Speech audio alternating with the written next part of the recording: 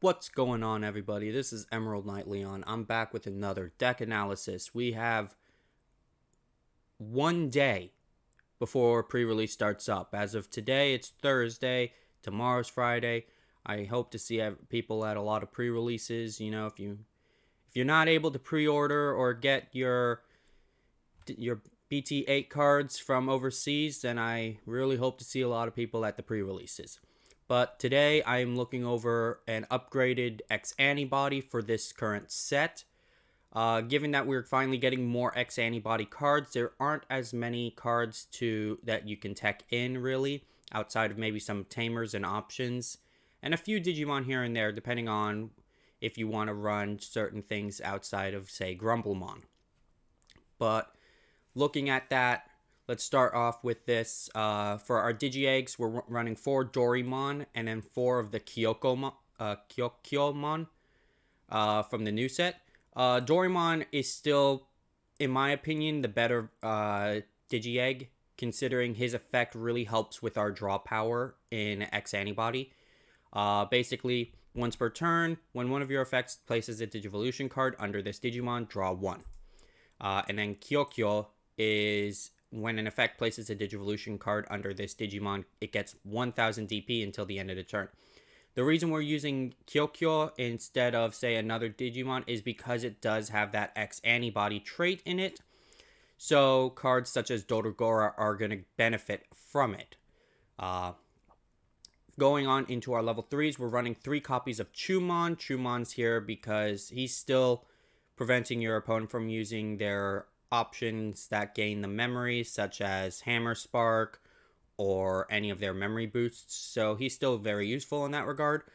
We also have 2 copies of Sunariza. Sunariza by BT-9 is probably going to fade out of X-Antibody, but here he can still put in some work. Basically, all your black Digimon with 13,000 DP or more gain Piercing, and then while this Digimon is black and has 13,000 DP or more, this Digimon gets Security Attack +1.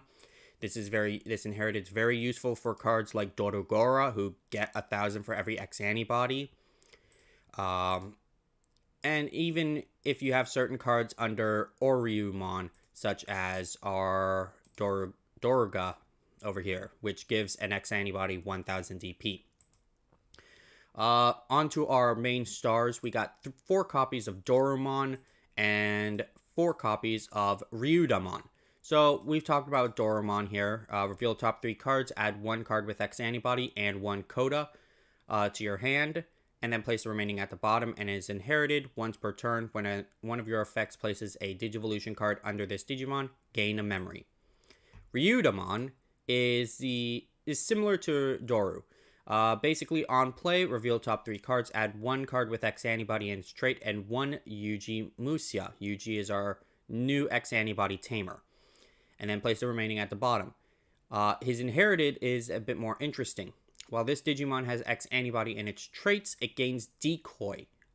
So what Decoy does is when one of your other black Digimon would be deleted by an opponent's card effect, specifically, say, option card, you may delete this Digimon to prevent its deletion.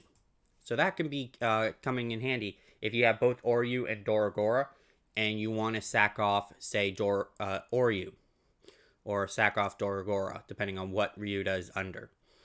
Onto our level 4s, we are running 2 Grumblemons. Grumblemon is still a useful hybrid, basically, for this deck.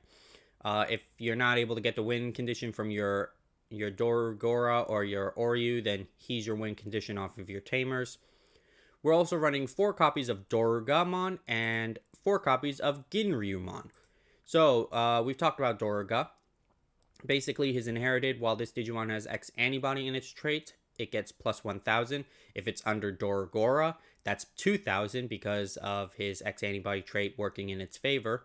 And then opponent's turn, while you have another Digimon in play with X-Antibody in its traits, or a card with X-Antibody in its traits in this Digimon's Digivolution cards, this Digimon gains Blocker. So before, because the only X-Antibody rookie we had was a Dorumon, the only way you're going to get Blocker is either having one out on play or Dorumon under it. Now, because we have Ryuda, we have more ways of making him into a blocker. Also, Ginryumon is similar in that regard because his inherited is, while this Digimon has X-Antibody in its traits, it gains blocker. So your Hisaryumon and Dorogreymon, Dorogora, or Oryu, those all can become blocker if Ginryu is under them. Moving on to our level 5s, we are running 4 copies of Dorogreymon. Dorogray, in my opinion, is still superior because of its ability of when digivolving. You add an extra X-Antibody card under it, and then he can't be deleted or have his DP reduced. If you have the memory to work with, you can utilize this effect to go into Dorogoramon and then have essentially kind of a built-in Adelica plan, because Dorogora is not going to be affected then by option cards coming out of security. He also gives security attack +1 as his inherited if it's under a X-Antibody. So that's really useful. Moving on to the new card, Hisaryumon. We're only running 3 of him. I might change the ratios up a little after I get some more testing with it. But during your turn, when one of your effects places a Digivolution card under this Digimon, you may Digivolve this Digimon into a Digimon card in your hand with X-Antibody in its traits by paying its Digivolution costs. When this Digimon would Digivolve with this effect, reduce the Digivolution cost by 1. So this is very nice because essentially we're reducing, say, Dorogora into a 2 cost or Oryu into a 3 cost, which is very nice. His inherited is, while this Digimon has X-Antibody in its traits, it gains Reboot, which is also really nice. As I just realized as of recording this, that theoretically speaking, if you had a way to put Hisaryu under, say, Metal Greymon, or have Metal Greymon go into Dorogora or Oryu, and then have an effect to put Hisaryu under it, you would be able to benefit off of Metal Greymon's ability inherited of, because he has Reboot, security attack +1. So that's something. Moving on to our level 6s, 3 copies of Dorogora. We've talked about him. He gets 1,000 for every X-Antibody in its Digivolution stack. And then when attacking once per turn, you may place 1 card with X-Antibody in its traits from your hand at the bottom of this Digimon's Digivolution cards to delete up to 2 of your opponent's Digimon with a play cost less than or equal to the amount of Digivolution cards. So this is very nice. What you can now do is you don't have to entirely rely on Final Zubagon Punch for the reboot, because you could just put Hisaryu under him and he now has Reboot. Or if you want to make him a blocker, Ginryu. Or if you want to power him up with more security checks, Dorogray. Or if you want to give him more DP to swing over some of the heavier stuff in security, Doroga. There's just a lot of options you can now work with. Finally, the newest member of the level 6 X-Antibodies, Oryumon. So when Digivolving, you may place 1 card with X-Antibody and its traits from your hand under this Digimon as its bottom Digivolution card to delete 1 of your opponent's Digimon with a play cost of 7 or less. This is very nice. That basically guarantees you're going to kill essentially any level 4 or lower that your opponent has. And then also, your turn once per turn, when one of your effects places a Digivolution card under this Digimon gets 2,000 DP and can't be deleted by your opponent's effects until the end of your opponent's next turn. This effect can be very busted, because that's essentially an ADP built into a card. It benefiting off of placing Digivolution cards under it.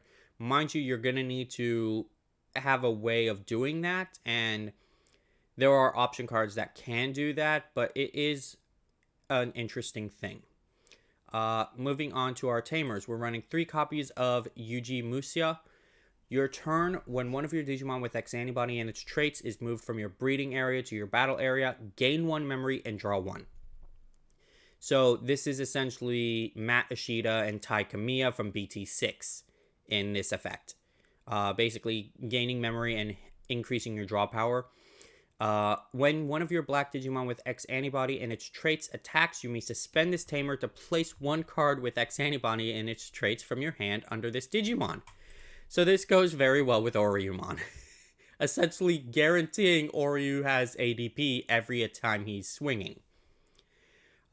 Moving on though, we have 4 copies of Koda Damoto. He's our memory fixer here. It's why we're running 4 copies of him. He's also a searcher, so we reveal top 4 cards of our deck, add 1 card with X-Antibody and its traits among them to your hand, and then place the remaining at the bottom. Finally, moving on to our option cards. We have Final Zubagon Punch. We're running 3 copies of him still. This is still a really useful card. We're gaining plus 3,000. We're getting blocker. We're getting reboot. And we're getting that security attack plus 1, which is very nice. Then we are running 2 copies of Iron Fisted Onslaught and 2 copies of Black Memory Boost. Now, I might shift around the ratios here. Maybe take 1 Black Memory and add an extra Iron Fist Onslaught just to guarantee my opponent's destruction. But this is kind of what I want to try experimenting with right now. But yeah, so this is mainly the deck that I will be running for the most part until I, decide to tinker around with it, maybe change ratios. But I'm very excited for this. I've always loved the concept of X-Antibodies. It has been a very interesting concept for me. I also just really enjoyed the designs of all these X-Antibody Digimon. They're some of my favorite designs, and I really hope, in terms of model kits, we get more X-Antibody designs, because just some of these designs, I wouldn't mind a Dorogor or a model kit. That would be kind of amazing. But yes, so moving on to some option cards that you can tech in. So there aren't as many here, mainly because you want to keep your level 5s, and outside of your level 3s, you're keeping those pretty much because you need some of those. In case of Grumblemon, there are some cards you can tech in instead of Grumblemon. You could tech in Mechanori, Shademon, Dark Tyranno, Tankmon, and Numemon. 3 of these Digimon have a 1 cost for evolution, and 2 of these are blockers, one of them being able to come out of security, and the other being able to hard play. As for option cards, let's just sort this out. As for level 7s, Chaosmon, Omnimon Zwart, Alterest, and X-Antibody are interesting cards. I'm going to talk about X-Antibody for a moment, okay? Because this card, I haven't seen many people talking about it, because they announced the BT-10 Omnimon X-Antibody, whose effect is kind of broken in my opinion, but also its effect is digivolving onto a Omnimon for a 3 cost, and then if it's digivolving off of an X-Antibody, its cost is reduced by 2, and it has a 7 cost, a 6 cost. So what that means is that you're already reducing it by 3, so it becomes a 3 cost, and then if you're digivolving specifically off of Omnimon X-Antibody here from BT5, you're now reducing the cost by 2, meaning that you're only digivolving off of this guy for 1. So take that with what you will. I personally cannot wait to try that when that comes out. However, option cards. Ultimate Flare can be an option if you don't want to use Iron Fist Onslaught. Brave Metal is a X-Antibody centered card. Basically, delete one of your opponent's Digimon with a play cost of 6 or less. And if you have a Digimon with 5 or more Digivolution cards and X-Antibody and its traits in play, you may delete one of your opponent's Digimon without X-Antibody and its traits instead. This is really nice, except when you're in a mirror match. Because when you're in a mirror match, this card does, for the most part, not as well as it should. Because you're only basically deleting an opponent's Digimon with play cost of 6. That's it. However, we do have the new X-Antibody option card, Aiseryojin. I think that's how you pronounce it. I'm sorry to any Japanese people if I butchered that pronunciation. Its main effect, de-digivolve one of your opponent's Digimon. Then you may place 1 card with X-Antibody and its traits from your hand as the bottom Digivolution card of one of your of one of your black Digimon with X-Antibody in its traits to delete one of your opponent's Digimon with a play cost of 4 or less. So if you are basically focusing on your opponent's rookies, this is a useful card. If your opponent has a memory blocker in the form of like Terriermon or their own Chumon, or a Digimon that basically prevents you from lowering Digivolution costs, then you can target Gaussmon.